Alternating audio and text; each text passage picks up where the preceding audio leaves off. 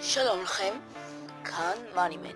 כן, מאנימן, לא פאוור גיימינג, מאנימן. כפי שאתם רואים גם ברקע, יש שם איש לבן עם מגיעות של ירקרק בצבע דולר. אז אני החלטתי לשנות את שמי מפאוור גיימינג למאנימן עקב בעיית מקוריות. אתם מבינים? אני לא היחיד שקוראים לו מאנימן. אני לא היחיד שקוראים לו פאוור גיימינג בשטח. ואני רוצה להיות מקורי, אחרת הערוץ שלי לא יוכל כל כך להתפרסם. מבינים? אמנם יש כאלה שיחשבו, תהיה פאוור גיימינג, ועד כשיחפשו אותו, ייכנסו אליך. ואז אם יאהבו את הערוץ שלך, יהיה לך סאב. כן, זה אמנם גאוני, אבל זה לא עובד ככה. צריך שיהיה מקורי, תוכן מקורי, והכל מקורי.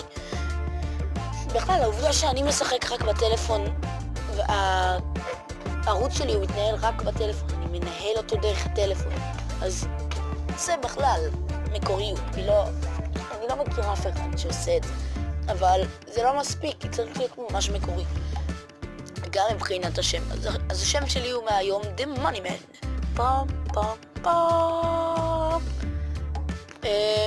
וחוץ מזה אני רוצה לידיע אתכם שאני התקנתי עוד משחקים כמו בום ביץ'. כן, אני רואה אתכם שם, הצופים עם הראש הכחול, ביץ' במובן של חוף ים, לא במובן הזה, וג'טפק ג'וירויד, שזה חתיכת משחק מעולה, ועוד כל מיני תוכנות עריכה חדשות.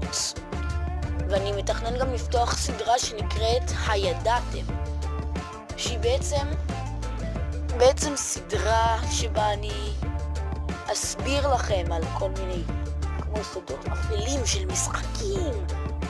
סתם, לא, זה הקטע של ספייסי.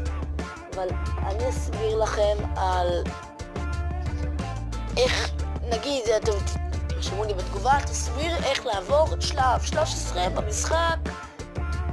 לא יודע, בוא נזרוק דן דמן.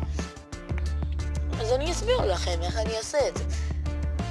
ואני אעזור לכם גם מבחינת איך לפרסם את הערוץ. כלומר, אני די אעזור לכם בהמון, אבל אני לא עוזר לכם לא בשיעורי בית ולא בבחורות.